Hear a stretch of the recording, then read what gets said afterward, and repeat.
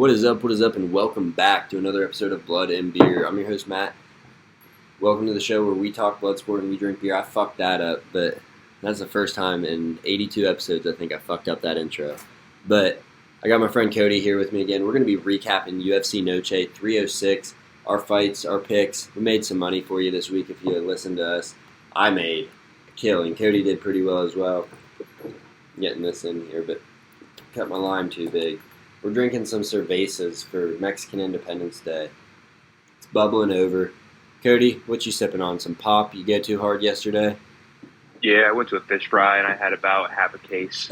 And I'm almost 30 now, so I feel it for 2-3 days now in a row.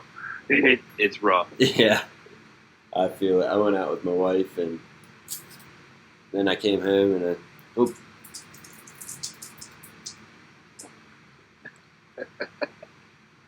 God, we are a mess to start this show. Alright. Yeah, we're going to be talking UFC 306, recapping our picks. I made $718 on that 1,000 I put up this weekend. We made $1,718.50. Cody put up 1,000. He made $1,160, so he went profitable as well. I killed it. The only fight I missed was Chirez. Rob by decision. Genius. Cody had a great pick with Rebovic's big dog there. He got a split decision. I thought it should have been a unanimous, but we're going to get into all that in a second. Cody, other than the first fish fry, how was your weekend? How was the fights? Weekend was good. Weekend was it was a little long. Had some stuff go on, but it's all good. After watching the recaps of all the fights, man, Noche weekend was a good weekend, and it was a good debut of the Spear, man. Yeah. Dana White put a hell of a show on, man. That was epic. He did. It was freaking amazing. So we're going to start off with Sean O'Malley today versus Merab Dvalishvili. This fight, I didn't want it to go this way. I wanted Sean to win. I like the striker being the champ. But at the end of the day, you can't be a one-trick pony. If you can't stop those takedowns, then you're not going to be champion for long. I see people online complaining that UFC's got all these boring champions now. You got Bilal, you got Pantoja, you got Merab Dvalishvili now. My viewpoint is these guys, it's not a boring style. It's part of MMA. Merab went out there, cardio fucking machine, 6 takedowns on 15 attempts, just absolutely mauled Sean the whole fight. He didn't have a chance. 5th round, started coming back a little. I don't know. I liked what I saw out of Merab. I have no problem with a wrestling heavy champion if they can't beat it. It goes in ebbs and flows, you know. They have a lot of striking champs for a while, then the wrestlers catch up to it. The strikers catch up to the wrestling, and it's just how the UFC is. But it's just dumb for these people to say, oh, he wouldn't strike with him. It's like asking a football team that has a dog shit quarterback but the best running game and the best line to start airing it out because you don't like the way they play, but they're undefeated. I was fired up about that. I saw it everywhere. I wanted to get that off my chest. But Merab looked amazing. Sean looked flat-footed. What do you think about that fight? I'm sitting here thinking about the same thing you were talking about. I mean, we seen it take over. We seen back in like 2015 the rise of the striker. And then we seen the eastern side of the hemisphere come in and the Russians come in and just take the fight slowly and just put you into the ground and basically fight the ground through you. And it really is. It's a boring tactic to watch a fight, but I mean, it's fighting, baby. And at the end of the day, you're trying to get that belt, a W, whatever situation you're in, you know. But it is what it is. And like you said, if Sean can't get around and figure out those tactics to stop the takedowns, stop the pure strength of Merab. I mean, because it just seemed like he was being worn down early, and like you said, he came out flat-footed. I don't know if he was just overly confident and he just wasn't prepared for what Merab was going to come with. But yeah, I don't know. I wasn't expecting that out of Sean at all because, you know, we've all become a fan favorite of Sean over the last couple of years, and we just want to see him become what he is, dude. But Merab was talking it all week. We talked about it in the show. Merab was the favorite at the beginning of the week, and then the money transferred over to O'Malley. So, yeah. I mean, odds makers know what they're doing. Yeah, they knew. They had it already. They had it right from the get-go. But, you know, like we said, we want to see O'Malley win, so all the money fluctuated the odds that way. So I get it. Beautiful for me. I got Merab by decision, plus 170. Love it. But That's I didn't want it to pick. go that way. I was fine with losing that pick with how the night was going. It was just, it is what it is, you know. You you can't. Not everybody's Alex Pereira. Everybody has a different fighting style, and if one thing you do, the other guy can't stop at all. It's not on you to make the fight entertaining when you're in a dominant position and the guy's just laying there letting you beat on him. Exactly. Yeah, so that's what I was fired up about this weekend. Just all the hate coming in. I'm not a Marab fan, not a Bilal fan, none of that shit. But at the same time, you got to respect what they're doing. They're going out there and they're winning the fights against everyone's favorite fighter. They're beating these strikers that have been fighting other strikers or fighting people that were over the hill, and they were looking great. And everybody wants to see that. It's great for business, but at the same time, this isn't kickboxing. You got to be able to defend the takedowns. Look at Michael Bisping. Best takedown defense, left hook Larry.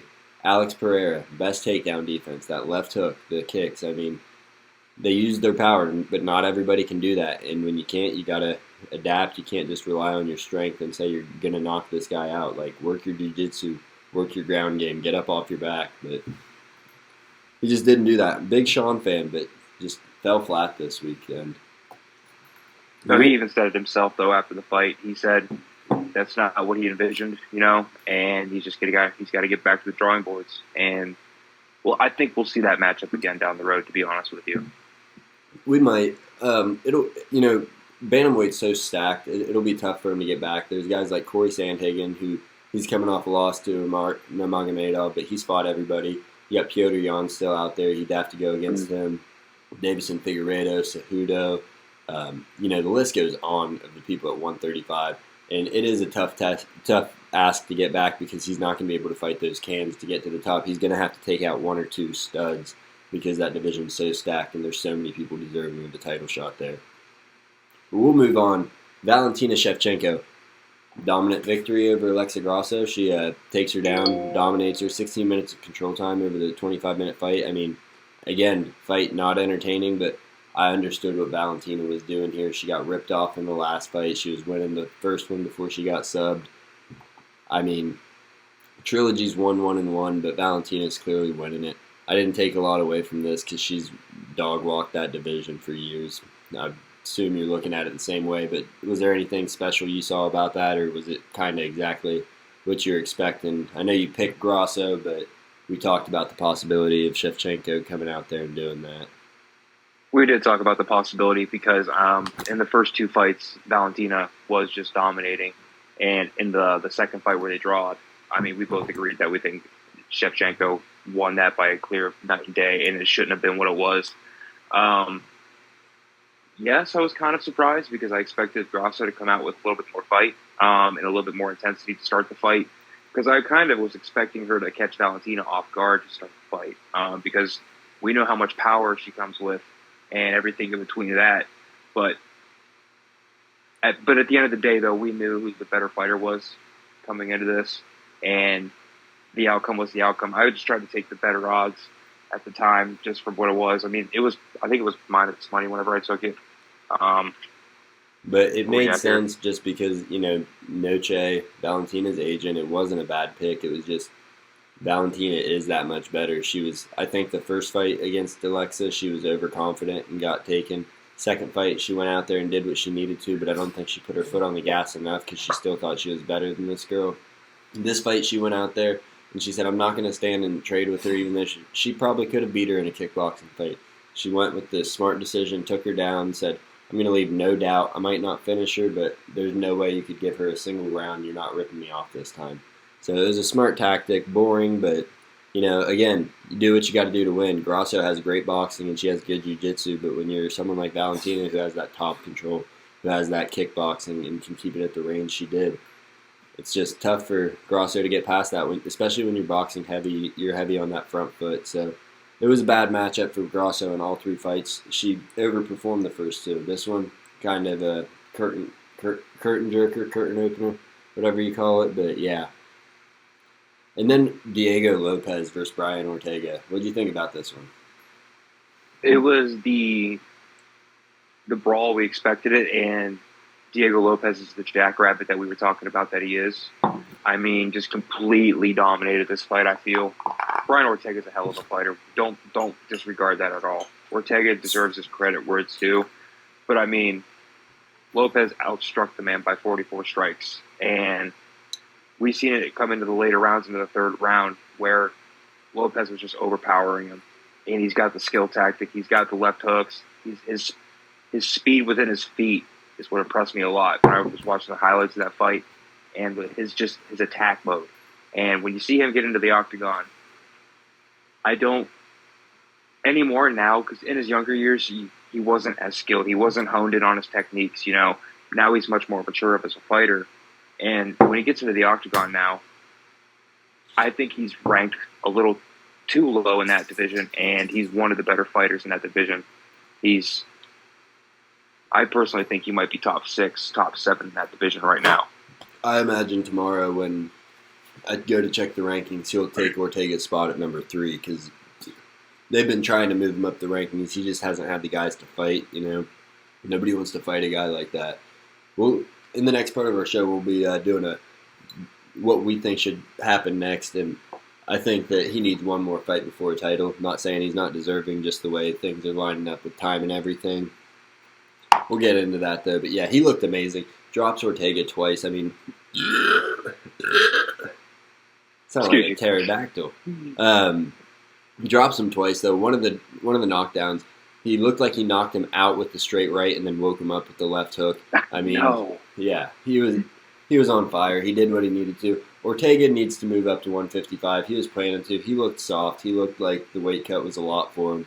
And I think moving up to 55, letting him put on a little bit of muscle, cut a little bit less weight, it's going to be good for him. So, that's what I was expecting. The energy that Lopez pushes, I thought would be a problem for Ortega because everybody fights Ortega slow. And when they fight him fast, a lot of them are people that are going to shoot right away and go right into that guillotine. So it's what we were expecting. Lopez looked amazing. He's a beast. They finally got him in the top 5. Probably going to be number 3. That was an awesome fight, but dominant performance. And then Ribovics versus Zell Huber. You had a big win on this one. Big dog. Fun fucking fight. Fight of the year, I thought, so far. Or at least a contender. I'd have to go back and look at everything, all the great fights that there have been. But these guys put it on each other. Zell Huber, he knocks down Ribovics in the first or second round. I think it was the second round. He was using his range well, but Ribovics would come with these blitzing attacks, and he would just be pouring it on Zell Huber. Zell Huber's defense kept his hands up, withstood the storms, and then he'd come back and crack fucking Ribovics. It was just back and forth fucking war. Ribovics volume gets it done. Awesome fight. I loved watching that one back. I was glad that I picked Ribovics, man. I just loved the juice that was on that presented at, what was it, plus 170, I think I grabbed it at. Plus 190. I grabbed it at plus 190. I mean, the juice was amazing to have there. We talked about it. Ribovics had that he has the power. Let me get my notes actually where he had the great high guard. Because I remember we talked about that. Because with Zell Huber, he had the 8-inch reach on him. And with that, you're going to have some great high guards, good defense going into the octagon. And like you said, it was just a back and forth brawl. Ribovics would get his chances, and then, like you said, in the second round, Zell Huber got him. I agree with the score. I think it could have went to 29-27 a little bit, but I'm okay with it. Yeah, that third round where Ribovics was putting it on him, it definitely could have. I think the reason they didn't, even though he outstruck him like 100-20 or whatever, is after 20 of those shots where Zell Huber would put his high guard up and just take him and roll with him, but he was moving around and blocking a lot. He was getting tagged the whole fucking time, too. He was getting through that guard. But after that, instead of just shelling up, Zell Huber would come back with a combo and connect on that combo. And then Ribovics would hop back on him. But I think the reason we didn't see any 10-8s is because even though it looked like he was almost finished, he kept fighting back.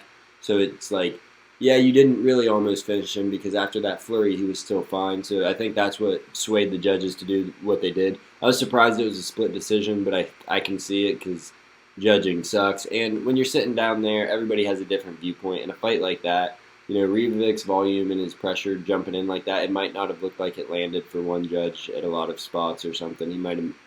So you never know, but they got it right. Rivic's got the win.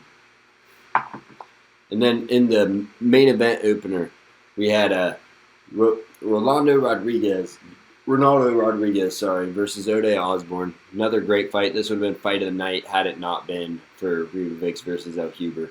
But these guys, Osborne comes out on fire, fucking drops him early, and Rodriguez recovers. I loved this fight. It was back and forth. Rodriguez really stole it in the last couple seconds with the takedown on the ground and pound. Another big win for both of us. He was minus 150 favorite, I think, but still, we both put, I think, 200 on him or something like that. We did great this card, I tell you what. Two positive cards. Or two positive slips by us. Absolutely, man. We were on at this card. Yeah, I think it came down to if Ode could have kept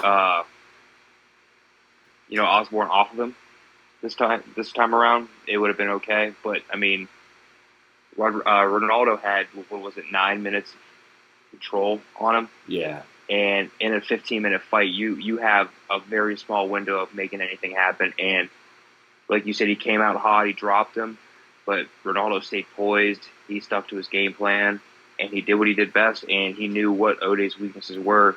Kept him in the grapple, kept him next to the cage, took him to the ground, and then, like you said, toward the end of that third round, went with the ground and pound and secured it off. Exactly. Yeah, he looked amazing.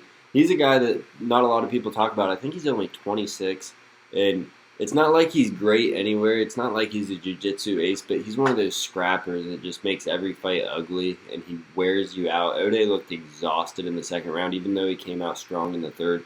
Looked exhausted in the second. He really wore on him. Did that in his last fight, too. The dude's a beast. His ground game is phenomenal. But on the feet, it's not even like he's doing a lot of damage. It's just like he's peppering you up, and it's pissing you off, and it's tiring you out. And he does that just to get into the body clinch so he can take your back. He'll jump on you. He's just wild. He's going to be a problem. I don't think he's going to have an undefeated record or be a champion someday or anything like that. But this dude's just going to be someone that's hanging around that's outside of the top 15, being a fucking menace. Beating guys he shouldn't beat, probably losing to guys he shouldn't lose to. Like, one of those kinds of fighters in a couple years. But if he can hone out his skills, sky is the limit. I mean, dude's fun. That's how I see him. That's how a lot of these young guys coming up are from the Dana White Contender Series and that pipeline. So I don't know. I'm excited though. Excited to see what's next for Rodriguez. But we'll move on to the prelims. Norma Dumont versus Irene Aldana. I'll let you take this. I didn't take away a lot from it, but you take this one because you won. We both won money on it, but I just 135 division women's kills me. It's just scrappy. Yeah. It really is. It's just scrappy. It's whoever's waiting or whoever's warming the seat for Kayla Harrison when they give her the title shot. The next Ronda Rousey, next to Manny Nunez, like exactly. Norma Dumont looked impressive though, I gotta say, and I think now she's gonna take over that number 5 spot from her, because I mean, Irina was trying to get to her face and was trying to connect, but I mean.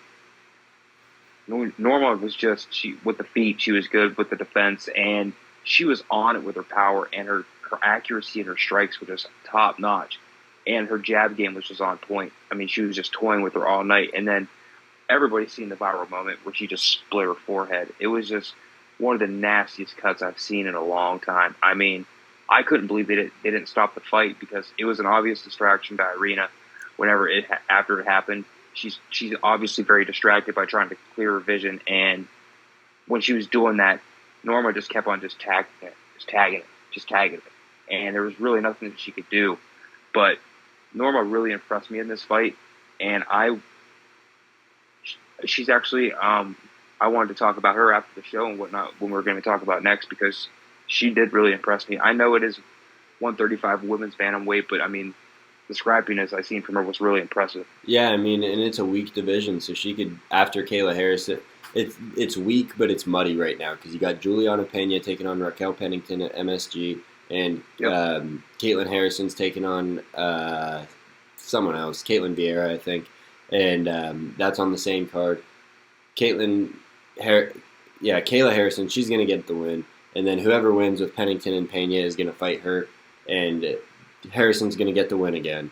And I mean, if Dumont sits out for a while, because you can do that at 135 in the women's division, because it's such a barren wasteland of talent. You got there's not very many fighters there. Yeah, and I mean, Amanda Nunes, they say she cleared it out, but there's also not a lot of talent there. I mean, you look at how she cleared it out, Megan Anderson. I went through it. I told you, these women that fight Amanda Nunes, they get the check and they're done. They're like, fuck it, I'm not training anymore. I got my money. But weak division is what it is. We'll move on from that one to Bahamondes versus Torres. I love this fight. It was awesome. It only lasted 4 minutes. Bahamondes went out there using his range. Torres was cracking him a little bit, but Bahamondes drops him. Torres gets up, starts connecting again. Bahamondes drops him again, gets on top, just fucking rains down the ground and pound. That range was a problem. I said it before the fight, before the card. This dude's a prospect. Give him a top 15 fight. He deserves it. He's young, 16-5, but he hasn't lost in a minute. I think he's only got one loss in his past 6 fights, and they're all in the UFC. Dude's a beast. And he's fucking huge for the division. I think he's 6'3" at 155. He's tall. He's tall. And he looked thick. Like, he looked wide. He didn't look like a tall, lanky dude that's going to crumble when you fucking land on him. He looked big. He was solid, dude. I mean, he looked like a brick shithouse out there. And like you said, with that range, it's an issue. And you were high on him going in. And I didn't know too much about him going in, but after this fight, he needs to be in a top 15 fight immediately. I could tell that listening to Dana White, the post presser, he's a big fan of him. Yeah, that's what I was saying. They're trying to bring this kid along, but the MMA media is just not getting behind him. These international fighters, it is hard too for some of them in some of these countries. This guy's from Chile. He doesn't speak English, but at the same time, you got fucking champions that don't speak English. Pereira, I know it's a different story because he was at the top of the mountain in other sports, but like, you got champion. Aldo is a fucking champion, never spoke English. Fucking Anderson Silva pretended not to speak English. I mean, all these. So he's gonna get there. His fight style speaks for itself. This was a good showcase for him. I wish he would have been on the main card, but being on the prelims, free TV, everybody's tuning into the fucking Sphere. I'm sure 1 billion people fucking streamed it. I bet it did 500,000 pay-per-view buys. I wasn't gonna buy this card. I was on a date with my wife, but I was gonna stream it, but I was like, or do the Pirate Bay shit. I was like, I don't even want to risk it. This card's gonna be so fucking sweet. It's not the lineup. It's not the names on it. It's the fucking matchups. And it delivered. There were fucking wars on this card. The production. I wish I could have been there. I saw people taking videos in the Sphere. It looked fucking nuts. The production from watching it from home. I didn't catch any of the Easter eggs. I wasn't really looking for them. But man, fucking sweet. These little movies they did on the main card. It was a great showing by the UFC. Dude, super sick, man. And I love the way how it was in the Sphere. That you could be even, I would say, midway toward the top, and you could hear the fighters and everything. It's a very closed environment in there, and they echo off the walls. It's an epic arena, and it's a perfect environment for a UFC fight. Honestly, if they said Dana White couldn't do it, bullshit. Dude, they say promoter. He's a promoter. You know, he's full of shit. He always overpromises, underdelivers. That's what people say about promoters, and for the most part, they do. You look at Fight Island, not dogging Dana White. This is just their job as a promoter to make shit sound like fucking ice cream. Like that's their job. But Fight Island in Abu Dhabi ended up just being Apex in Abu Dhabi. But I mean, still, right on the beach. And they didn't end up doing it on the beach. They did it inside. They did it, but at the end of the day, the first sports event to go back, he brought us out of COVID. He brought us the first live entertainment from COVID. I mean, the dude, you can say what you want about him. He might over-exaggerate his shit, but he delivers, puts on for his fans. The haters hate him. The MMA media fucking hates him. I don't. On the fringe of the MMA media, I'm a small member of it, but I'm a big fan, and I don't know why. I always see these people going after him, being like, oh, he underpays the fighters, he does this, he does that because of how much the UFC makes and what the percentages that they pay out compared to. I know I'm getting off topic, but we're going to talk about this. Percentages UFC pays out compared to NFL, NBA, MLB. It's like 45 to 55 with the big three. UFC does 20 to 80. So 20 to the fighters, 80 to the promotion. You look at that, top names, just like in boxing and all other sports, the top names get the most. Bottom guys don't get shit. 12 and 12. 12 to show, 12 to win. That's what it is. People bitching about that is fucking insane. You think about these guys that are on the undercards. Would you ever go to your like if you heard this guy's fighting in your hometown and he didn't fight in the UFC, you wouldn't have ever heard of these guys. They're not bringing in any eyeballs for the UFC until you've had a couple fights, and then you get to renegotiate and you do a 20 and 20, you do a 30 and 30. You make what you make in this. The reason boxing fucking sucks is because everybody wants a $10, $20 million payday for these dog shit fucking fights, and then they want these paydays and they're fighting fucking bums. Look at what Canelo Alvarez did while the UFC's putting on this great event. He's fighting Edward Berlanga, somebody nobody's ever fucking heard of, undefeated but has no fucking prestige, nothing. It's just the UFC's doing it right. I hate hearing about fighter pay because it's just you get paid what you get paid your worth, you get your pay-per-view points. Could they pay the top guys more? Yeah, but they're not the ones bitching. It's the guys at the bottom that aren't worth the fucking money that they're getting paid, but they're getting paid that because they're in the UFC. And they're getting paid that because hopefully you can make that someday. This isn't supposed to be a fucking career for everybody. Because if it was, then we'd have a million Israel Adesanyas and a million Volkanovskis and a million Topurias where everybody's on that level, but we don't. So you get paid your skill level. You get paid what you can sell. Guys like Colby can talk their way to the top. Tito Ortiz was the perfect example back in the day. He was a talker. Chael Sonnen. These guys, you can make it if you have character, if you got skill, you combine the two. But the hate for Dana White showed out on this one. I love that he didn't raise the bonuses also because every time he does, other than UFC 300, the fights fucking suck. We're going to move on. I need to grab another beer. But if you want to go ahead and touch on the Caitlin Souza versus Yasmin Yergui, we were both wrong on this one, but we didn't pick it because we hated the odds. You got it from here. I'll be right back. Yep. So, the Yasmin Uruguay and the Kelton Souza, we didn't touch it because whenever we did the show, the odds for Yasmin was minus 850 at the time. And when you're putting money on that, it's really just not worth it at that point. I mean, you're having to put 1,000 just to win 160, and at that rate, it's not even going to be worth it. But Kelton came in at a plus 400 and stole the show completely. No idea that was going to happen. Nobody had a clue. And I got to say, it was one of the top 5 fights of the night. It was really impressive to see the performance she came on and put on. And I think Yasmin really came out flat-footed. She was not prepared for this fight at all. I don't know if she had issues in her camp, but from watching her in her previous fights to this one, she didn't seem like the same fighter almost. It was really, really off to me. Yeah, I agree. She didn't look like the same fighter. I don't know if it was the weight cut was a problem, if it was nerves fighting in front of, Mexican Independence Day, all the stuff going on was a distraction to her, but not anyone else on the card. Could have been. But that fucking straight shot that Caitlin Souza landed to drop her, and then immediately jumps the back. She shoots on top of her. Yasmin tries to gets the rear naked choke on her. Immediately lands in the RNC. Fucking out cold. It was beautiful.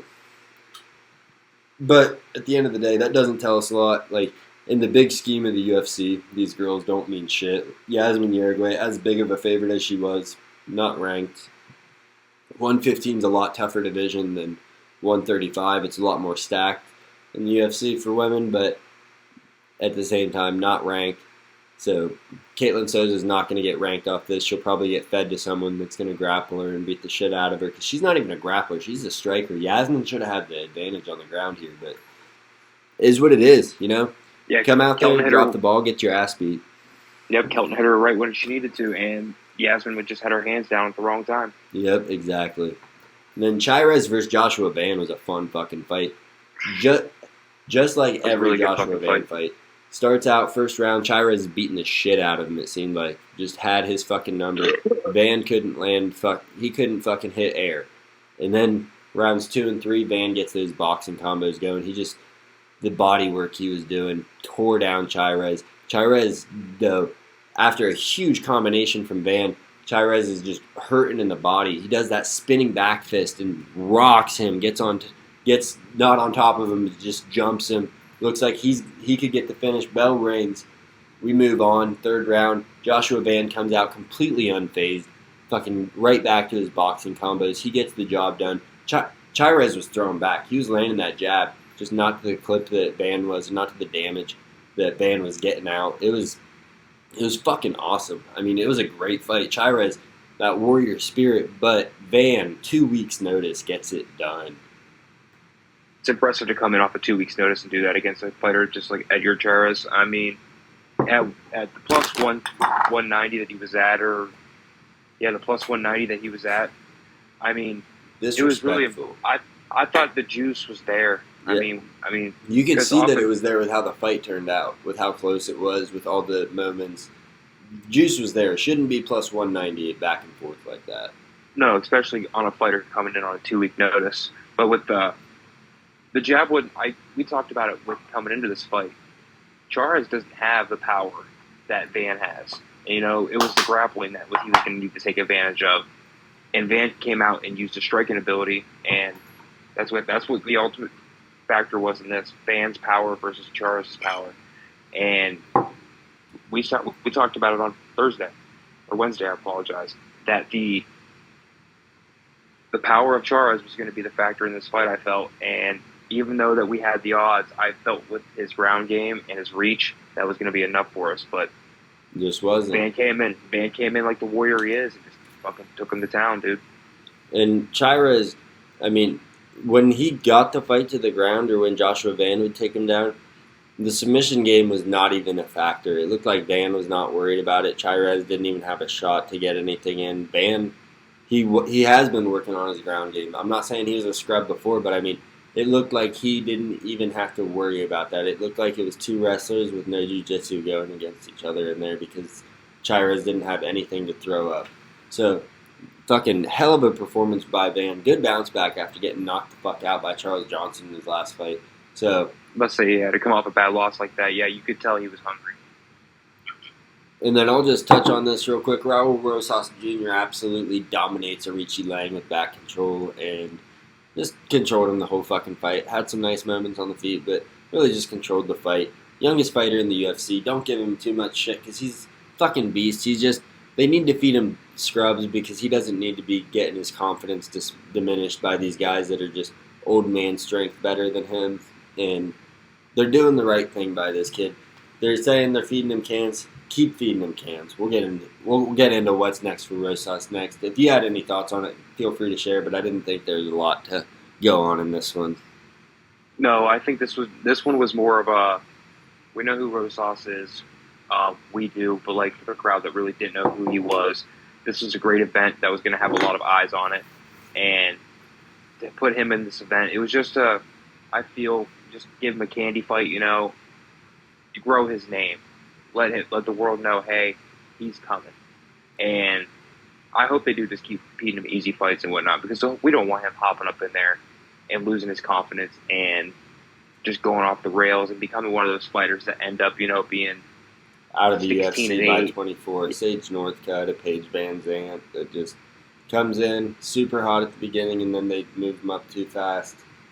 And I think they've learned their lesson with those guys where they built them too fast. This kid is a star. Like, he's 19. We're so much older than that generation, which is crazy to say because, like, I still think of us as young when I think about it. But, like, because, like, the MMA media, the guys that are doing these other podcasts, they're, like, 40 years old. We're only 28, 29. Shit, like, but this kid, he's 19, super famous on the TikTok crowd. He's not a TikToker, but he does this chee-wee-wees. You know what I'm talking about. And those kids, they fucking love it. It's a thing. Like, he's trendy. They were chanting, whenever he had him on the ground last night, trying to choke him out, the crowd was yelling, chee-wee-wee, chee-wee-wee. Dude, he's viral. It's And he's a guy, he's capitalizing on it. I bet when he came into the UFC, he was on that 12-12 contract. He came off the Dana White Contender Series, 18 years old, actually 17 when he signed with the UFC. Gets he gets a performance bonus, loses a second, and then gets 2 more performance bonuses. I doubt he got one for this, but those 3 performance bonuses, $150,000. And he's probably on his 2nd or 3rd UFC contract by now. Because when you perform like that, they give you a new contract to keep you around for another 8 fights. So you can never leave until you're out of your prime and they decide it's time for you to leave. Like, they don't let contracts expire. No, they don't let your contract expire unless you're on Dana's shit can or you've lost 2 or 3 fights out of your last 5 and you're not putting on a good product and you're falling down the rankings and you're just holding up a spot in that division for somebody else in the only time they fighter do, challenge. the only time they'll let a contract expire is with a guy that they're not sure about. Where they're like, we're not sure if we're going to re-sign you, so we'll let the last fight of your contract tell us. And if you want to go to free agency, do it. But, like, other than that, guys whose contracts expired, Nate Diaz, dude, fucking nightmare for the UFC to deal with. Great for us fans.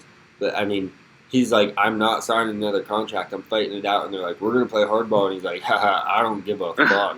Like, this dude does play not give a hardball. fuck. Make me wait a year for each fight. And then I'll take him, fight out my contract, and they're like, fuck, we can't do anything about it. Nate Diaz is such a smart man at the same time, though, with that. He knows what he's doing. Yeah, he gets in a lot of trouble, does dumb things, but big fan of the Diaz brothers. I don't know if I'd say smart. I'd say he's business-wise. I'd say he's wise. Smart might be a stretch for him, but like as far smart as in just the business aspect, yeah, knowing his worth and everything, and then gambling on himself. He gets the Jake Paul fight. Sure, he doesn't get the fucking win. But, I mean, he gets the fight. That's a bag right there. And then the Jorge Masvidal fight, he goes out there, bets on himself, gets the win, gets a bag, and he's suing the promoter because they owe him another $9 million. Like, yeah, just he knows what he's doing. He knows where to get the money, and he knows where to. I mean, he knows what his worth is. Honestly, at the end of the day, he's built that brand for himself. He has. And next up, we're gonna do Matchmaker. We're gonna play Matchmaker, UFC Matchmaker. Call us Sean Shelby. Call us fucking Hunter Campbell. Call us Mick Maynard. But before we do that, I want to tell you about my date with my wife for her birthday this weekend. So we went out. We went on a hike. It was a lot of fun. We went to dinner and then B-dubs while we waited for our movie to start. And this movie theater we went to was the most fucking crazy shit I've ever seen. Like, just worst movie theater ever. It was the best experience of my life. So we walk into this lobby. Looks like a fucking haunted arcade from the 80s. Like, just fucking run down, whatever. We go up to the concessions, order our tickets. She gets a Coke. I'm like, I just want a glass of water. So I said, can I get a cup of water? They bring me out a dentist cup of water full of ice with, like, a little spritz of water in it. And I was like, whatever, it's probably policy. So we go into our movie, or we get our tickets, we go to the theater. The doors to the theater are like storage closet doors with the metal handles and shit. Oh, no. Yeah, and like metal doors. So we go in, still not thinking much about it because it's just a few things, so you don't like think much about it. Under the screen, it didn't block the screen, but under the screen, there's about 200 Amazon boxes that are about 4 foot by 2 foot big, just fucking piled up across the fucking bottom. What kind of dumpster hold? Where was this at? Was this in Mount Vernon? Oh my god! So that's going on, and then the movie starts. The movie we saw was not very good, but it didn't help that we're in this theater. That the audio on the theater was half a second off of the camera. Like, I know the audio that we got going on is a little fucked up right now. We're not a multi-million-dollar production company. Like, we're rocking off a MacBook Pro right now. So we got some grace, but they were like half a second off. And then the last 20 minutes of the movie, one of the speakers blows, so you just hear like oh my gosh. And dude, were the price of these tickets like a Tinseltown price or like a Cinema XD price? It was like $8. I'm about to say, did they accommodate for what it was worth? I mean, I'm not even to some of the best parts about it yet. So that's the movie. oh, That's in the theater. Rachel goes out to the bathroom and she's walking down the hall. Same Amazon boxes lining the hallway. Trash from like what your drinks come in at restaurants and shit like that, just thrown on benches. oh Fucking, my she God. goes in the bathroom and there's shit all over the toilet seat. Oh my God. I'd have just left right then and there. I said, don't worry, honey, we can stream this movie. No, this is great. This is great. This is like entertaining as shit. So then when we're leaving, we're like, we got to get pictures because this is just fucking great. So we're taking pictures, and I look at the wall, and there's holes in the wall from where people punched holes in the drywall. Inside the theater? Mm-hmm. In the hallway. Jesus. Oh my gosh. So, yeah, it was quite an experience. And then we left, go to the gas station up the road, and we were like the last movie. Realized I leave my wallet in the theater. So I go back, and this kid was locking up, and I was like, hey, I left my wallet in theater 4. Can I go grab it? And he's like, oh, we're super closed right now. I'm sorry, man, but you can come back tomorrow. And I was like, I live an hour away, dude. And he's like, oh, fuck, dude, I better get you in there. So he lets me in, and I go in there. But dude, quite an experience. It was fun as fuck. It was like it was like being in high school again, being somewhere you shouldn't. You're like, this might be a sketchier place than I should be.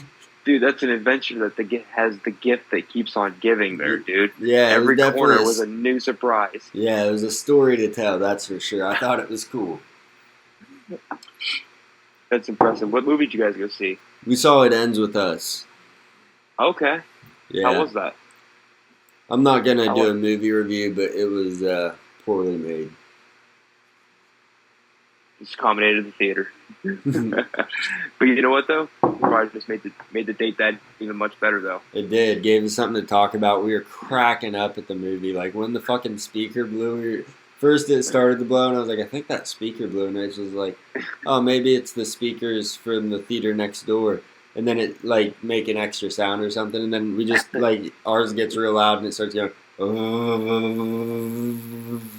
and I was like, oh, that speaker's fucking blown. Jesus Christ, dude. I was just like, man, dude, this place cannot fucking catch a break. Like, you'll be back. And it's like a complete Cinemark rip off, like AMC, all their colors, all their animations, but it's not that. Oh my gosh, dude. I'd be back. Oh yeah, my dad, I was telling him about it. He's like, oh, I'm going to go to this. I was like, it's an hour and a half away from me, dude, because he lives up in Columbus. And he's like, oh, dude, I'm going to this place next weekend. This sounds amazing. Dude, oh my gosh. That sounds like the movie theater I used to have back in my hometown over here in Salem, dude. There was only 2 theaters in it the whole time, and it looked like it was, I mean, stuff from the 50s and 60s was badassly built and architected. But this looks like it wasn't maintained. You could see cobwebs in your corners. You go into the one theater, you go down by the door where there's an exit. Well, I think it flooded a couple times. And there was just, you could see mold on the walls. And I'm just like, Jesus Christ, dude. Like, it's not hard to just keep it fucking sanitary. You got hundreds of people coming in. Like, you got janitors. Like, you got holes in the walls. They're throwing the drink carriers on benches. But you're saying, I mean, that's incredible. Dude, it was the best. It was the best movie theater I've ever been to. Dude, it sounds like it. But let's get into Matchmaker. What match? Yes, please. Give me a match you want to see next. I got quite a few here. So do I, actually. I'm going to go all the way to the featherweight division to start us out here in the men's side. And it's going to be with Diego Lopez, and who I want to see him potentially fight next. Now, do we want to sell pay-per-views and sell it? Or do we want just a hard-nosed fight? That's where I'm looking at here, because I got 2 options for him. I got Holloway. Max Holloway. Holloway's booked, though. He's fighting Ilya. It's worth the wait to wait maybe 6 months for it, you know? Yeah, I mean but he'll probably be fighting for the title if he fights Holloway. I can see what you're saying there. that makes sense. And with my next matchup, then it would be Al Aljamain Sterling. Okay, yeah, he's fighting on the next card also, but that would be good Yep. timing because they're only about a month off. That would be, Yeah. and that'd be a good matchup. He's fighting a heavy grappler, and out the guy Alja is fighting is the guy that he lost to in his debut that I told you about, where he had that Yeah. sick knee bar. Where that's who Alja is fighting. Oh, okay. So that would be a great round trip litmus test for him. Yeah. I had Lopez. Lopez on here also. The fight I want to see with Lopez is versus Volkanovski, and I know the fans aren't going to want to see that because you don't want to see Volkanovski get knocked out. No one does. I'm a huge Volk fan, and he might not because Volk's fucking tough and he's been off for a long time. Hopefully that chin recovered, because if it did, he's the kind of fighter that sleeps Diego Lopez. The short fucking strikes, and he's got so much reach for someone as short as he is. He's got more reach than Lopez does. And so his jab would work. His low kicks would tear Lopez apart. His hooks would. Not saying he would win, but I mean, he's the perfect. If he can come back to form, that's the perfect fight for him. And if he can't, that's the perfect fight for Lopez to elevate his name. I can see what you're saying out there because you put Lopez up to 3 in the rankings. So Right. That makes a lot of sense why you made that pick. That's what I think they'll have him at. Because I put Lopez up at like 5 or 6, so that's why I went where I was at. And I wasn't thinking of the scheduling with Holloway, knowing that he's booked up for the next couple fights and whatnot. And is Volk now? Is he number 1 then? Right? He's not. So or is he 2? I think that Max is 1. It's either him 1, Max 2, or Max 1, him 2. Max was 2. So that's why. Yeah, Max is probably still 2. I don't imagine they jumped him over Volk just because Volk's got the 3 wins. Yeah. I'm glad we're on the same page. We want to see Lopez get out here and fight again, dude. Yeah, he needs to fight someone top 5 or that level, like an Aljamain Sterling, who he's not top 5 yet, but he's going to be. If he gets that win, at least. I mean, fuck, where's it at here? I got it on my notes. I mean, dude, the fucker now has 26 wins on his record. Yeah, in mixed martial arts. Yeah, he's young, but he's got a lot of experience. Another fight from that fight that I want to see, Ortega, he's moving up to 155. Heavy grappler. He's had a rough go at things. I want to see him versus Matsu Gamrot in his first 155 fight. Give him someone top 10. Ooh. Heavy wrestler with good jiu-jitsu. That's a great matchup for Ortega because it gives him so many opportunities to get that guillotine, to get his other crazy submissions. They're about the same level striking where they're both adequate in striking, but they're not going to try to strike, but it would probably turn into a striking affair just because of the ground game by both men. That's a great matchup, in my opinion, for Ortega. That would be a lot of fun. Dude, yeah, absolutely. I didn't consider all the matchups that you could put with Ortega going back up to 155. There's a lot of great fighters up there, and that would be a good one, man. Gamrot's a hell of a fighter. It would, like you said, with his jiu-jitsu background, that'd put up a really, really good challenge for Ortega because, I mean, it'd be a nice change of speed for him to finally just slow down a little bit because I think coming down, like you said, he's a slower fighter. He wasn't expecting to go into the freaking featherweight and deal with the flying fighters that they got that are just so fast. Right, and I think it would also be a great test for him to see how he does against a grappler, against a wrestler at 155, someone that's natural at that weight class, see how he can hold himself, because if he can't wrestle against those guys, it's a quick test to say, hey, fix your body, get back down to 145, cut the weight, don't carry the muscle. But if he can do it, then that's where you're supposed to be. I think that's a great test for him. Exactly. Get him out of those striking fights. What's another fight you want to see? I think this one's going to be, I want to see a bloodbath war. I want to see Ribovix fight Benoit Saint Denis. Ooh, yeah, Saint Denis is on the next card. Win or loss, that would be a good fight. Now, win, I think they're going to have him fight Paddy Pimblett.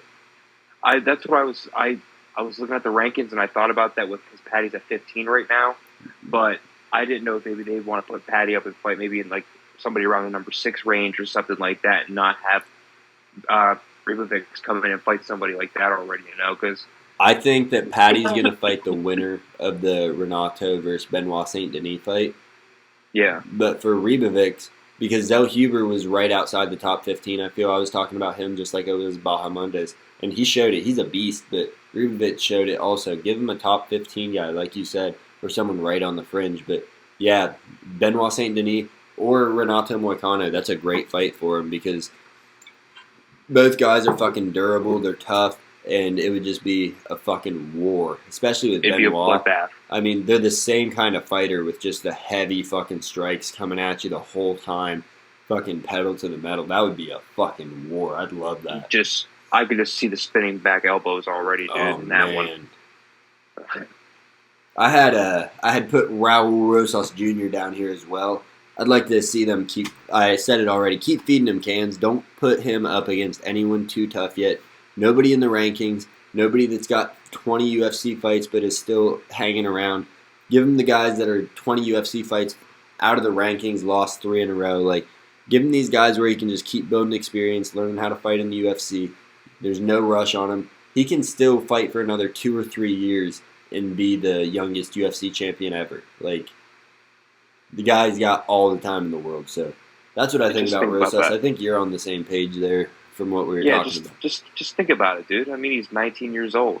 Yeah. Don't rush it. You don't want to rush a project like that. I mean, right? Because if he takes two or three losses in a row, they're kicking him out. I mean, they're dropping him, or that kills. He's not going to get the same. He's not going to get the same respect in the rankings ever again. You know, it's like if you're as hyped as you are, and you come in and you fight a tier 2 fighter in that division, and early on, I mean, yeah, you're immature as a fighter in some aspects in it, but it just diminishes you in the rankings, and it's hard to come back up from like that, you know. And it just people look at you a lot different. It's completely different, but it makes me think of the Ben Askren situation where he was already on top of his game over and won, and in Bellator he was a beast, but he comes to the UFC, loses that first fight with he wins his fight with Robbie Lawler, controversial, but he's fighting the top guys in the world, and then Jorge Masvidal knocked out, and then he fights Diego Lima and gets his ass beat, and people are like, oh, Askren wasn't that good. Well, it's because you put him against the top-level guys, and he was on his way out, opposite place of where Rosas is, but he didn't get a chance to showcase that talent. And that was a waste of a trade by the UFC by doing that to Askren, getting rid of Demetrius Johnson. They just wanted him out of that division because they knew he's like a Valentina. If he sticks around, he's going to keep reclaiming that belt because he's just so much better than everybody. But yeah, he was going to figure it out and just get that and just keep it for probably a year or two, honestly. Yeah. All right. So we just talked about, Raul Rosas Jr. I also got Bahamondes on here. Do you know who Jalen Turner is? Another giant at 155, 6'2", 6'3". The name sounds familiar, honestly. Yeah, he's number 15 in the rankings. I think he's coming off a loss to Dan Hooker. To Renato Moicano. He lost his last fight to Moicano, and I think he lost to Hooker before that. Dude's a fucking giant, though. Great striker. That would be such a fun matchup to see 2 6'3" giant 155ers that don't look too skinny. At that height, they're fucking stacked. These guys can crack. They're not going to go to the ground. Good test for Bahamondes. Fucking bloodbath. It's going to be a knockout by one of them. I don't care who wins. I got no dog in the fight. It'd just be fun as fuck to see. I'm not matching up for easy wins here. I'm matching up for fucking fan eyes. Fan eyes, and I want to see wars, dude. I don't even see that one leaving the first round. Mm-hmm. Just like the last Bahamondes fight, dude. They're going to fight just here. There's too much power, too much range. They're gonna, when they connect, it'll be too clean. It's going to be an early knockout. What do you got? What else you got? You got any others on here? I got one more, and I'm glad that we were bringing her up a little bit ago. I know it's not something that you can put next to whatnot, but from what I've seen from her, I wouldn't mind seeing a Dumont versus a Kayla Harrison matchup eventually down the road. So I could definitely see that happening, just with how muddy the division is, like we talked about. With it's like a four girl tournament coming up at MSG, I think is where the card is, where they're all fighting, where Pena versus Pennington, and then Harrison versus Vieira. When after that goes on, the winner of those two are going to fight. So she's going to be sitting out forever. She's going to take on one of the losers, probably. I assume. Yeah, I mean, she could. If Pena loses, Pena's so inactive that who knows what is going on with her. But if Pennington loses, she could take on Pennington if she doesn't retire. She's kind of older, and she's a mom now, so she might retire. But if she doesn't, she could fight her. Vieira, I see no upside if she fights her. I think she'll be below her in the rankings now. If she's not, she would after Kayla Harrison beats her. And I think she's just getting fed to Harrison. Vieira's got power, but Harrison is what Harrison is. She's a fucking beast. And she's the future champion. So the only loser I could see her fighting realistically would be Pennington, just with the inactivity of Pena and with Harrison not losing. They might put her up against Vieira, but it would just be to kill time for her to get her one more fight. But again, at that 135 pound, you could take a year off and still get the title fight because it's such a fucking barren wasteland of a division. It is. You have to wait so fucking patiently for your time over there, man. Yep. And then I have a couple more. I'll just close it out with. I got Valentina versus Maron Fiorot, number one contender. That fight's just gonna happen. They were gonna put her in if Valentina didn't take this fight because Valentina didn't want to fight at Noche again because she got robbed at the last one. So that's a no-brainer. But if Fiorot's not in there, give her Rose Namajunas versus Erin Blanchfield winner. Ooh. That'll be a good one. Erin Blanchfield would be a tough test. I don't think Rose would be too tough for Valentina because Valentina's just faster. Rose is a smart fighter, but Valentina's just faster and a smart fighter and better everywhere but the jiu-jitsu. But I think she's strong enough in her wrestling to handle her. But a girl like Erin Blanchfield, whose wrestling is so strong, her jiu-jitsu is so good. Striking, she would not hold a candle to Valentina. She got pieced up by Manon Fiorot. But on the ground, if you watch the, who the fuck was it? She sucks, but there was this girl that Valentina fought a while ago that gave her some troubles. Oh, fuck, what was her name? She was a short little, stocky girl. Oh, shoot. Oh, man. Was it at 298? No, it would have been in the 260s or 70s. It was a while ago. Oh. The girl's been on an absolute losing fest lately. She's not the same fighter. Valentina has the same effect on most fighters that Amanda Nunes does. She fights them and then they're gone. But, heavy wrestlers, they don't always beat Valentina, but they've given her trouble, and she hasn't fought a wrestler like Blanchfield. I think she should fight Fiorot next, but Blanchfield, if she goes out there and just dominates Rose, jump her, even though she lost to Fiorot. It's a more entertaining fight just as far as the matchups go. Hey, I just saw Pittsburgh win. Yeah, they beat Denver today, man. It was nice to see the offense come together. Fields looked good? Fields looked, ironically, Fields looked really good. Just he had a couple nice throws down there to Pickens that the refs called back a couple times. Poor guy's just got a bad rap. He's had terrible coaches. It was Jennifer Maya. That's who it was. Jennifer Maya? Okay. She took her down and controlled her a lot during the fight, but Valentina just did too much to take the loss. Okay. And then other fights I want to see. Merab versus Usman Nurmagomedov. I mean, that's the fight to make. That's obviously what's going to happen next. I think Usman takes that one. Honestly, I think he's going to make it look easy too, because everybody looks at Usman and sees this guy's Khabib. This guy's just a mini Khabib. Him and his brother Umar, who's the Bellator lightweight champ, they have the wrestling of Khabib. They have that wrestling skill. They're from Dagestan. But these guys both started off as kickboxers, and they're primarily kickboxers. They fight with their feet as fists. I mean, that's going to be such a trouble for Merab because he's not going to be able to shoot in and do everything he does because Umar's going to let him take him to the ground a little bit just to reverse it and dominate him. And as strong as Merab is, Merab's always the hammer, never the nail. He won't know what to do as the nail against that Dagestani style. I know he's a beast, but that's the next one for that. And then for Sean O'Malley, I got Corey Sandhagen. I hear Henry Cejudo's out there chirping too. That'd be a good test, but that's a good way to give him a easy loss, I think, with the wrestling and everything. Give him a striker. Corey Sandhagen versus him. Best strikers in the division other than Umar, who might be a better striker than Sean O'Malley. And I was saying that before this fight, and not on the show, but just to people, I was like, dude, different style, but he's a phenomenal striker. And Corey Sandhagen lost to him, but he's the next best thing. Him versus Sean would be a fun fight. Corey Sandhagen's a hell of a fighter. That'd be a nice brawl to have. And they both got almost like similar footwork, I would say, too. But Sean's obviously is a little more pristine than his. But I mean, just for the aspect, you could put him right before the main fight. That'd be a good. They'd be a great co-main event. Yep, be an awesome one, dude. Yeah. And I'm glad that you brought up Umar because I was looking at that too myself. I looked at it, but I was like, I don't know if I want to throw that in there because I'm not really too sure. I don't know if they put him. Maybe I didn't know if they maybe just throw him with because I didn't think what Umar's at 2 or 3. He's 2.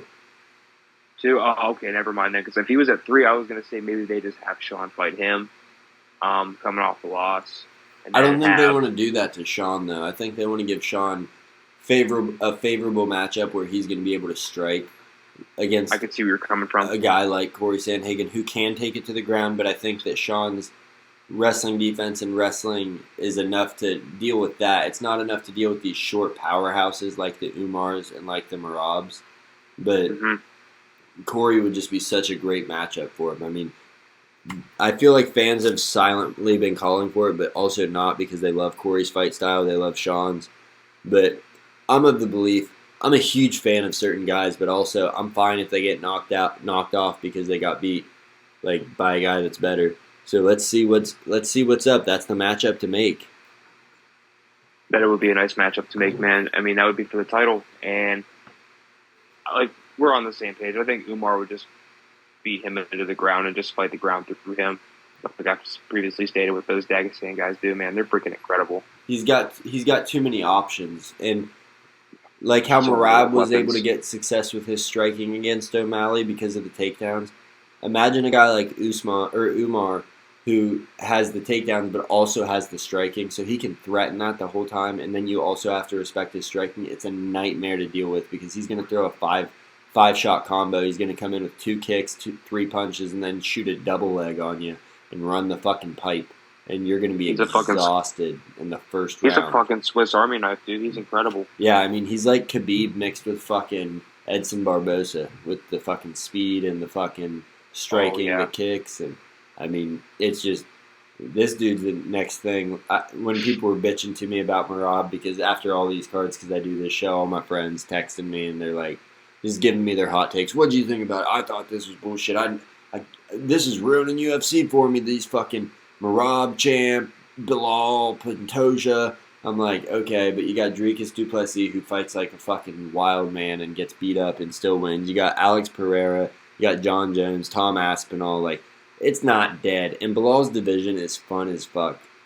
The guys that you don't like, they're going to eventually lose and other guys come in. It, like I said, it comes in ebbs and flows. Like, it's just the way it is. And right now, wrestling's game. And that's why I think that we're not seeing Pereira fight a lot of wrestlers. I don't care that he's not fighting a lot of wrestlers because it's entertaining. But at the same time, you got to fight who you're matched up against. You got 6 months.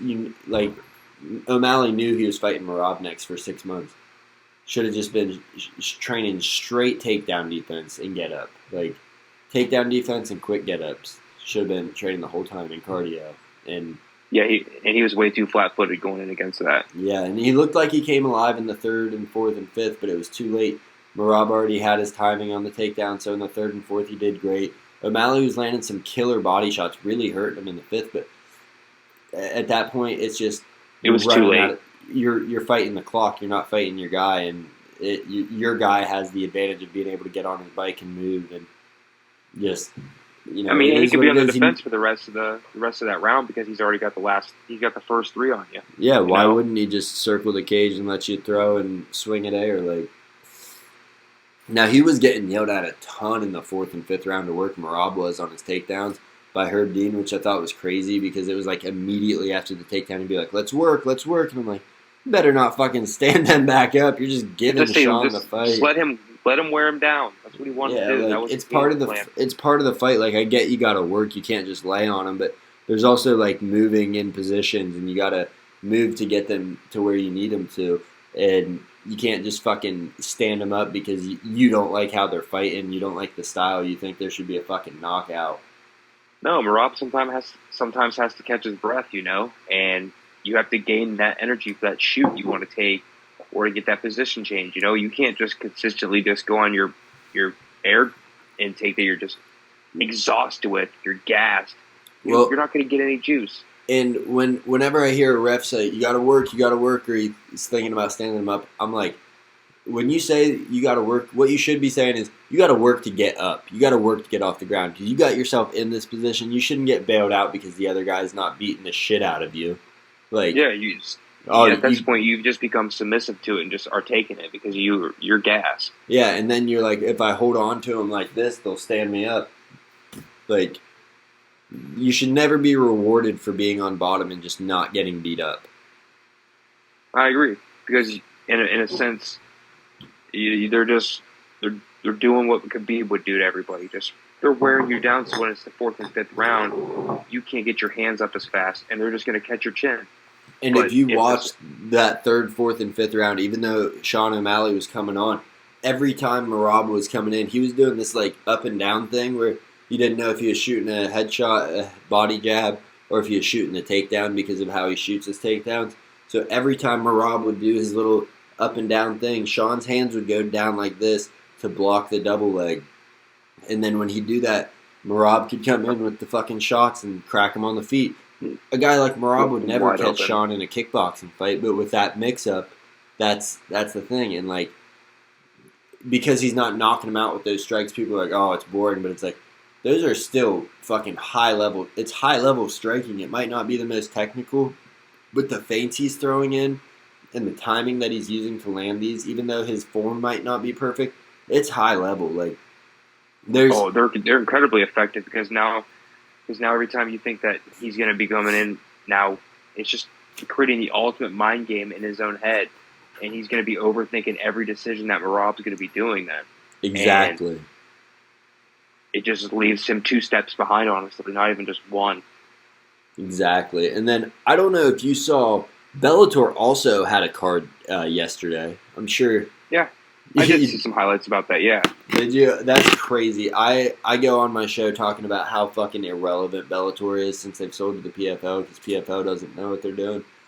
Mm-hmm. I'm just going to go on a quick rant for you. I know I've been doing this all fucking night getting off topic. PFL, worst production company in America, in the world probably, as far as sports entertainment. So these guys, 3 years ago, were like not competing with the UFC, but they were the number 2, clear cut almost. And that's when one championship was on top of their game and Bellator was on top of their game. You had this tournament where it led to 4 people in a division, and then it led to the championship for $1 million on live TV. And then they got a couple superstars, and they switched to a pay-per-view model. They started signing these former UFC fighters for $500,000 and $600,000 a fight to show up, get their ass beat pretty much, and never fight again. They're not fighting in the tournament. They're fighting on their pay-per-views. They're not promoting their guys. They're promoting the UFC's guys. And it's just insane. They have a horrible production. They wait like 5 minutes after the fight to do the interviews with the fighters, so they're not pumped up anymore. They leave hot mics on all the time while the announcers are talking shit about the fighters. It's so pathetic. And then because they sign all these guys, now they can't afford to sign the other people that are out there. Or when they do, they sign them for way too much. But they can't afford to sign like the mid-level guys that should be in this tournament that might end up being high-level guys. Instead, they have to go over to Dagestan, and like 80% of their fucking playoffs is Dagestani wrestlers, which, I have no problem with that. But at the same time, if you're trying to build a promotion, don't build it off wrestling. You want to have viral moments. And all PFL's focused on is getting sponsorship money and getting this and that and doing partnerships with Jake Paul and Francis Ngannou, and we got these pay-per-views that are not selling a thing. If you're watching a tournament all year, you're watching the National Football League. Watching it all year. You watch the season play out, into the tournament, into the Super Bowl. And then they're like, hey, Super Bowl is going to be $50. You're going to be like, oh, I'm not even going to watch the season because I can't watch the last game. Yeah. And I'm sorry, I'm not going to watch Francis Ngannou fight one time a year. It's pointless. Exactly. It's a waste of your funds, and the amount of money they've wasted on these fighters that fight once every 12 months. like you said, you have these up and comers that need an opportunity because they might have lost in the Ultimate Fighter Challenge, and they needed a second option, and you squandered that opportunity because you're trying to, honestly, like you said, you're pumping up Dana White. It is such a piss poor business model what the hell they're doing. Instead of creating their own superstar, building their own brand with that, they're taking washed up. I mean, I wouldn't say Nagano was washed up, but they're taking Dana White's sloppy seconds, like trying to make up their own. Their big guy last year, Derek Brunson and Shane Burgos. Fun fucking fighters to watch in the UFC. I'm not buying a pay-per-view with those guys. No, they're not name drawers. They're fun fighters. If you're a fan, you love watching them fight. But they're also not the best fighters. They're just fun fighters. But you sign them when they're old, and then you give them the best contract of their life. They're like, oh, I'll fight one time and then not fight again. Or I'll fight, but I'm not going to train hard because I'm getting $600,000 for this fight, win or lose. Like, you're giving them these guaranteed money, and you're saying, yeah, you don't even have to fight in the tournament. You're just going to be on our pay-per-view. It's like, your whole model is this tournament, and then you're disparaging it. And they bring in Bellator. Did you know that PFL bought Bellator? Yep. Okay. So they bring in Bellator, and Bellator has an awesome roster, like, as far as the skill goes. And they brought a lot of those guys into the tournament. But then the champions, they leave Bellator as still this somewhat promotion where they do, like, a championship fight a month and all these dog shit fights on underneath it. What they should have done is they need to get rid of the pay-per-view model completely. But what they need to do, if they want to keep the Bellator belts around, do it. On these PFL regular season cards, have these Bellator champions defend it. And then that belt's still going around. At the end of the tournament, the guy that wins $1 million also secures a fight for that Bellator championship. He doesn't have to fight in the tournament next year, but he's fighting for the championship. And that's just something that's going on. You have your season, and then you have your roster that didn't get in the season or wasn't doing the season. They fought out of the season, whatever it is. These guys that you signed from the UFC for a lot of money, but utilize it in a way that it's not just a gimmick where you're like, oh wow, they got this guy fighting. I thought he retired. Like, just exactly. And when you're sitting here just talking about it, I thought like a little idea, like how like we were talking about the NFL. They do sometimes. Maybe set up like how you said, it's free for the whole season, but once they get to the championship fight of the tournament, we're going to make a pay-per-view and charge you $80 for it. No, I'm okay. If they really want to make money, create almost like a fighter ticket, you know what I'm saying, where you pay $50, you get the entire season. That would be better because then you get the hardcore fans. You get the hardcore fans. They're going to tune in every week. They're going to be reading your articles. And that's how you build a fan base. It is, but with PFL, they have ESPN already. They're on ESPN Plus, and all their stuff's on ESPN too. So they have the platform to do this without even having to charge a subscription because they just are on the, and all their money is coming from ad revenue. So they need to stop focusing on this crazy shit that's going to grab attention for 10 minutes and start trying to get fans for the long term and being like, oh yeah, the PFL season's starting up. I know it's not UFC, but man, those dudes go out there and fucking fight, and there's some fucking bangers out there. Like, there is, and I completely forgot that ESPN had bought them, and they have the revenue from that entire company there and their ads and whatnot. I wouldn't be surprised if ESPN drops them on the next bargaining deal. Honestly, though, I wouldn't be shocked either. They're probably going to go rogue, if not have to go maybe with the Zone. Or, something like that. Because so they have a small deal with HBO because that's what they put Bellator on, but nobody's watching sports on HBO. No, every sports show on there is dead now. Yeah, I mean, just like Showtime.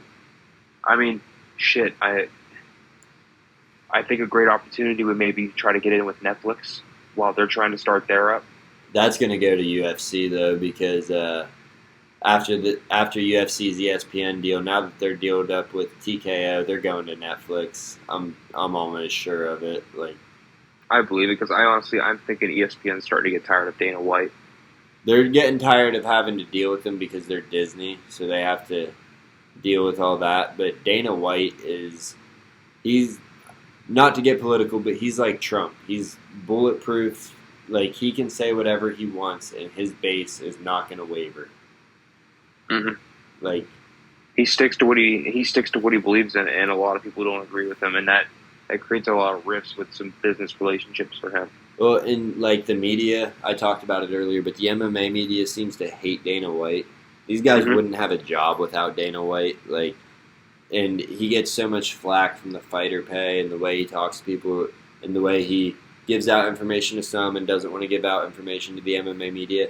It's because they're toxic. Why would you go after the hand that feeds you like that? Like, I see the flaws with Dana White, but the good far outweighs the flaws. And to focus on the bullshit with Dana White, like, let's look at what he has done. He created this fucking sport. Like, I know it was invented before him, but it was dead before he came. Let's say it wouldn't. The UFC would not be where it's at without Dana White. And Pride was going to die because the Accuser ran it. So Dana went in and bought Pride, which was the other biggest organization.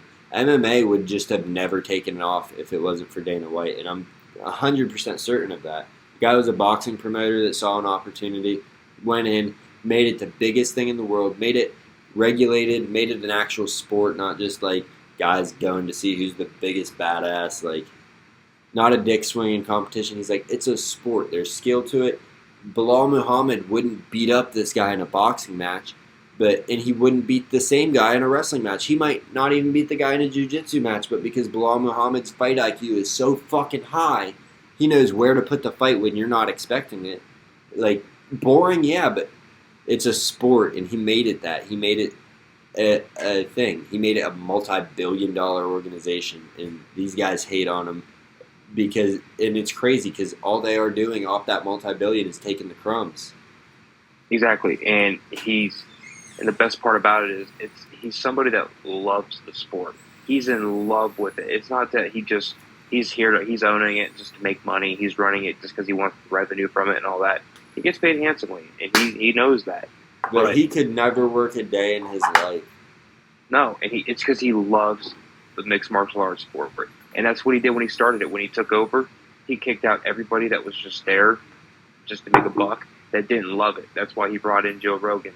He brought in Michael Bisping. He brought in freaking all these guys that call fights that loved the sport. And he's got his fighters calling the fights because he's like, we're not going out and hiring broadcasters that just talk about it and then fuck up. Like, he's going out there and hiring fighters that can still talk cognitively and talk about the fights and relate with the fans, guys that were fan favorites. Like, just the marketing. Stipe. He's a marketing genius. I mean, in PFL and all these other companies, they like hate Dana White so much that they're like, we won't take a thing from him. And it's like, you should copy his whole fucking model until he gets you for copyright, like, or trademark. You're just living off of jealousy is all you're doing. Yeah, because they're doing the same thing the MMA media is doing. They're hating on him, but they're getting his breadcrumbs. Oh yeah. Don't attack and eat. Bite at the hand that feeds you. You know what I'm saying? Yeah, don't bite the hand that feeds you. It is crazy how they treat him and like all the shit they're giving him now about the John Jones, him saying he's the pound for pound, and Dana's like just feeding him. I know they're glazing him and whatnot. I mean, he's doing it on purpose because he's like, it's getting clicks for the UFC. Like, yeah, and he knows what he's doing. And but it's just at the end of the day, John Jones is you can't say he's not the pound for pound because he went out there and he dominated the light heavyweight division for 15 fucking years or whatever it was. Like, I remember one of the first UFC cards I watched, well, not one of the first, but when I first started watching UFC, it was probably in the first or second year. I was young as shit, probably 9 or 10 years old. Like, Ultimate Fighter just turned off and a UFC card came on. John Jones gets DQ'd by 12-6 elbows on Matt Hamill. Like, dude's been dominating forever. He's a beast. And then he goes to heavyweight and finishes the number one contender in 45 seconds or something. Like, you can't say he's not the best when you go out and do what he does. And he's going to retire after this Stipe fight. Speaking of, they announced Stipe versus John Jones is official for November 9th or 12th. Thank goodness. Stipe is He's had a hell of a run. Hometown hero, buddy. I know, but it's just he's gonna fall in that one, and John's gonna walk out on top. So John could maul him, but Stipe is just so tough. He is, dude. He's a warrior. He's willing to die in that octagon. And his wrestling's a lot better than a Cyril Gane. Oh yeah. In that boxing, like he could knock out John Jones. Both of them should retire. Well, John I think said he's going to retire after this, and Stipe did. But like the odds are crazy, and John should win that fight. I'm not saying Stipe will. I'm a huge Stipe stan though, and I'd love to see Stipe be the one to take John Jones true O. Like, 1,000%. It's hard for me though because watching Stipe's last few fights. Well, you can tell Father Time's caught up to him, and he hasn't looked the same, and he's struggled. The only ones that I look at as bad is that last Ngannou fight. But when you look at that, so I'm going to give his last 5 fights before John Jones. It was Francis Ngannou, DC, Ngannou.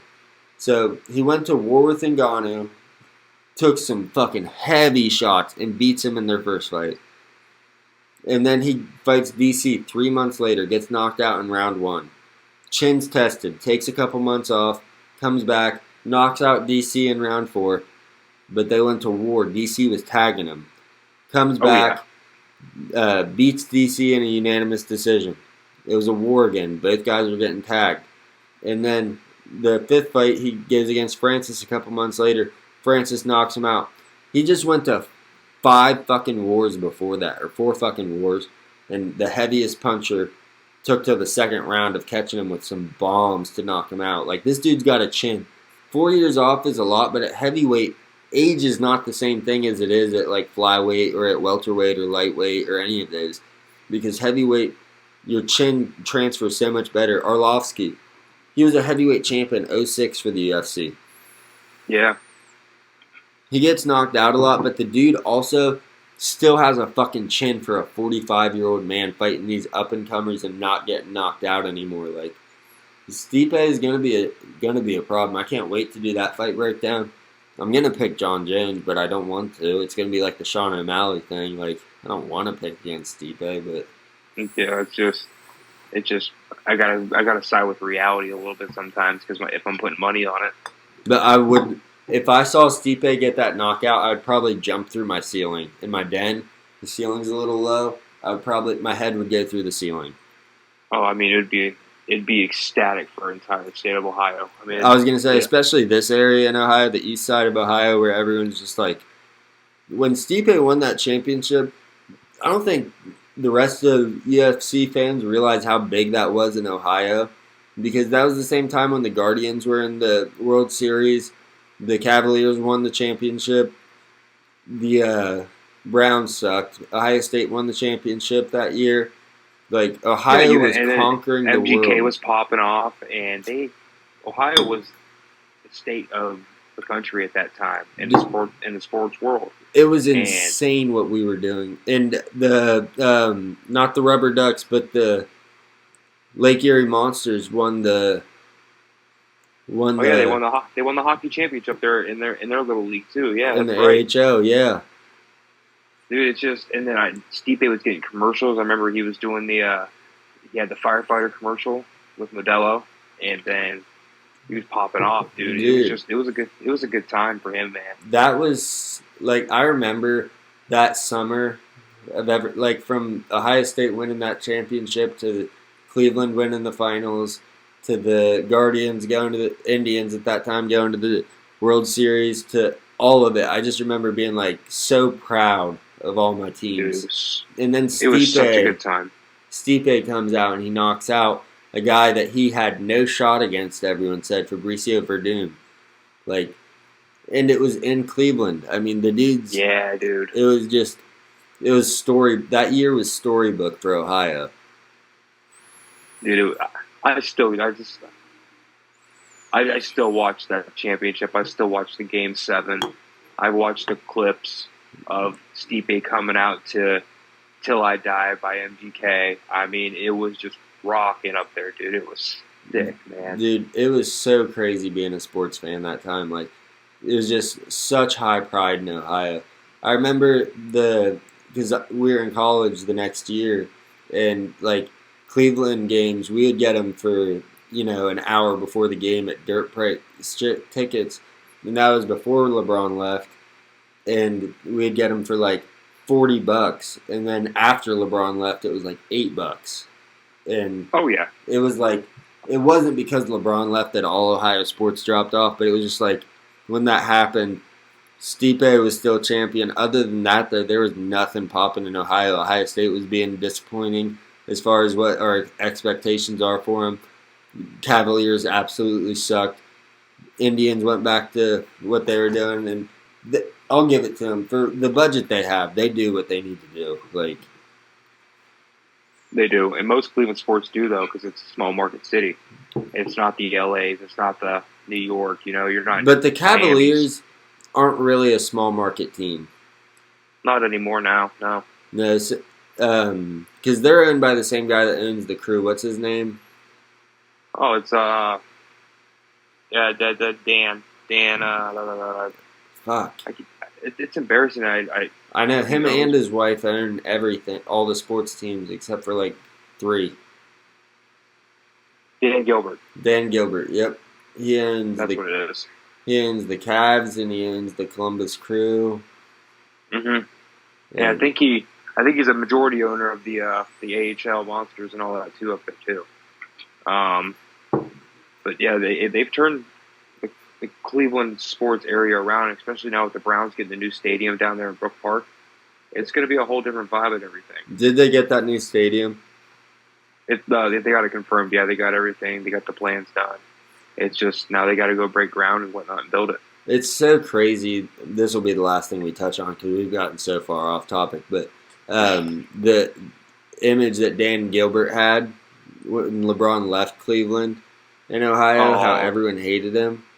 And now he's like a hero in Ohio. Like he saved Columbus Crew from leaving Columbus and rebranded them. He's won 2 or 3 MLS Cups in the past 4 or 5 years. About to say, the Columbus Crew just won the most recent one. Yep, and they almost won CONCACAF. I mean, what that guy's been able to do for sports for Ohio has been pretty spectacular compared to where they were when he first started owning these teams. Exactly. And now you just kind of hope that the Guardians kind of have him take over because the Mauries are just ruining that franchise over there, not paying their talent. I know, because like we clearly have the talent. We got the best team or the best record right now in our division, but we have the youngest.